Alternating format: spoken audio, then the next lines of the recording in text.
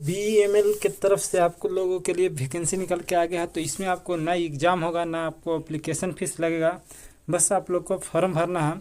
तो इसमें आपको क्या क्वालिफ़िकेशन चाहिए, कितना आपको सैलरी मिलेगा और कैसे आपको यहाँ पे सिलेक्शन होगा बिना एग्ज़ाम के, तो सारा हम इस वीडियो में कवर करेंगे। तो आप लोग चैनल पर अगर पहली बार आए हैं तो चैनल को लाइक से भी सब्सक्राइब करना नहीं भूलें। तो चलिए चलते हैं आपको ऑफिशियल नोटिफिकेशन पे। तो चलिए वहाँ से पता चलता है। तो यहाँ पे अगर क्वालिफ़िकेशन की बात करें, देखिए BMEL की तरफ से आपको अप्रेंटिसशिप करवा रहा है। और आपको यहाँ पे अगर ट्रेड की बात करें तो आपको BTech होना चाहिए, mechanical, automobile, electronics and communication, civil, information science या computer science and other allied branch. अगर डिप्लोमा की बात करें तो mechanical, electrical and electronics and communication, civil, information science या computer science and other allied branch. Degree in any stream, apprentice, BBA, BCom, BCA, BSc, BBA, trade apprentice, computer operator and programming assistant. COPA के तहत आपको है। Electrician का भी यहाँ पे है। और यहाँ अगर बात करें आपको तो फीटर है, मशीनिस्ट है, मैकेनिक, डीजल है, टर्नर है और वेल्डर है। और यहाँ पे अगर हम बात करें आपको तो ये तो आपको कौन सा कॉम्प्लेक्स के लिए था, ये आपका कर्नाटक लोकेशन के लिए था। और यहाँ पे अगर हम बात करें तो आपको कर्नाटक में ही है, लेकिन ये मैसूर कॉम्प्लेक्स के लिए है।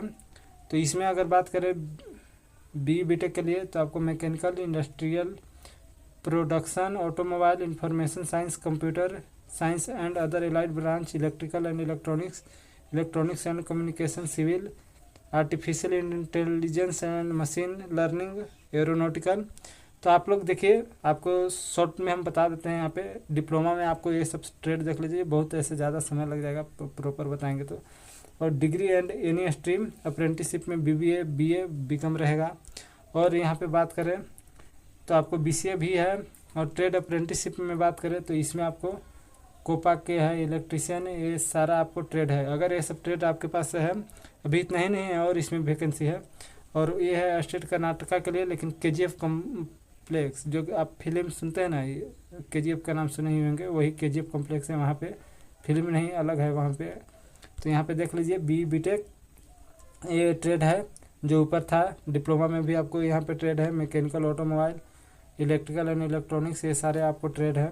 और ट्रेड अप्रेंटिसशिप में अगर बात करें तो ये ITI वालों के लिए रहता है। तो आपको यहाँ पे इतना ट्रेड होना चाहिए। इसके अलावा अगर बात करें तो ये आपको पलक्कड़ कॉम्प्लेक्स के लिए है। तो यहाँ BTech के लिए ये सब ट्रेड है। आप लोग देखते जाइए, बहुत सारा वैकेंसी इसमें निकल के आया है। तो आप लोग को बहुत ही सुनहरा मौका है। डिग्री एनी स्ट्रीम में देखिए, BBA, BCom, BCA, IT and BBA, ये सारा आपको ट्रेड यहाँ पे मिलेगा ITI के लिए। तो अब बात कर लेते हैं टोटल वैकेंसी। यहाँ पे देखिए 111 वैकेंसी इसमें निकल के आया है। इसके ऊपर 608 था। इसके ऊपर अगर बात करें तो 227 है। इसके ऊपर अगर बात करें हम तो 400 था। मतलब कि बहुत ज़्यादा वैकेंसी इस बार दिया है आपको BEML।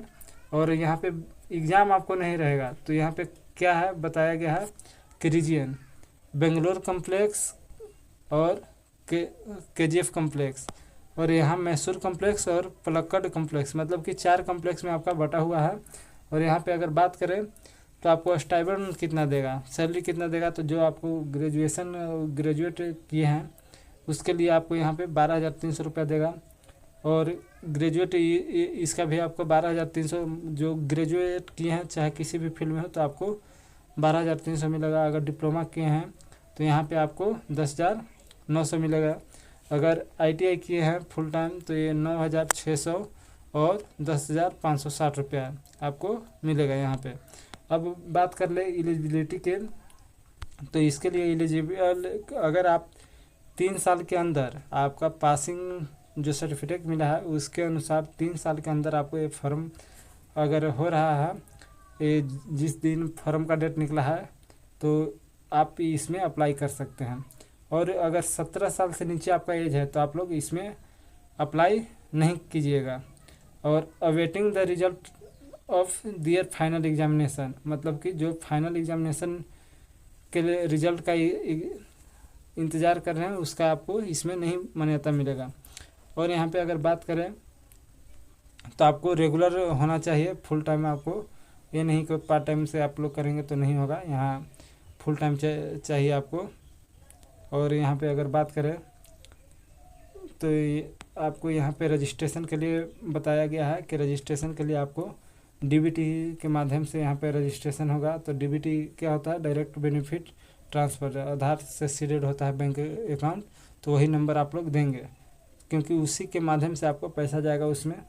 तो इसके लिए रिक्वायर्ड डॉक्यूमेंट आपको क्या क्या चाहिए, तो अप्रेंटिसशिप रजिस्ट्रेशन यहाँ पे बोला गया है NATS NAPS, अगर जिसको जानकारी नहीं है उसके लिए बता देते हैं। NATS में उसके होता है जो कि मतलब कि ग्रेजुएशन डिप्लोमा किए हैं या ग्रेजुएट BTech किए हैं उनके लिए NATS होता है। और NAPS आपको है कि ITI वालों के लिए।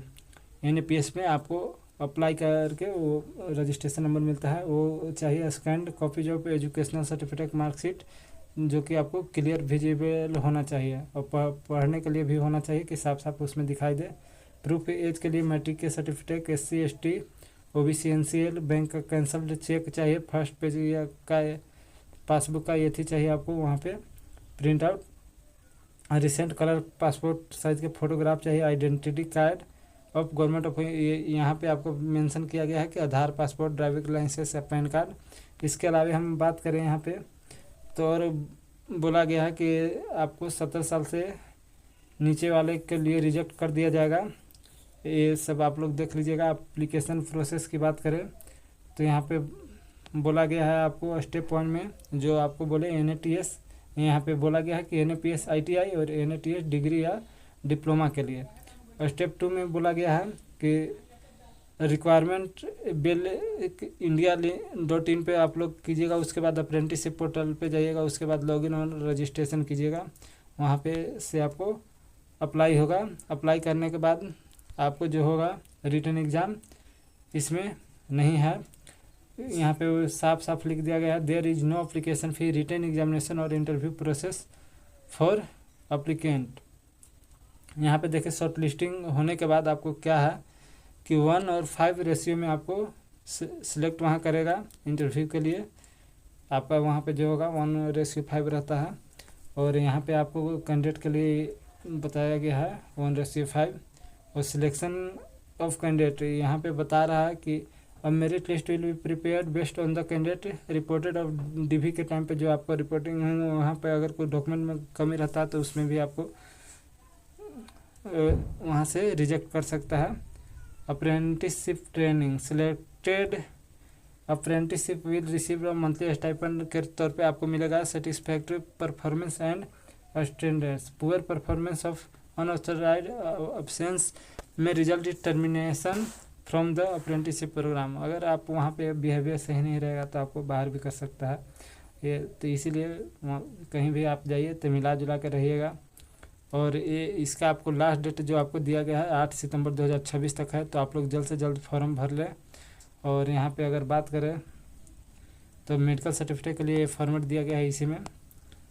तो अगर आप लोगों को कहीं भी कोई कमी लगे तो कमेंट करके पूछ लीजिएगा, तो हम रिप्लाई ज़रूर करेंगे आप लोगों का। तो चलिए मिलते हैं नेक्स्ट वीडियो में, जब तक के लिए जय हिंद।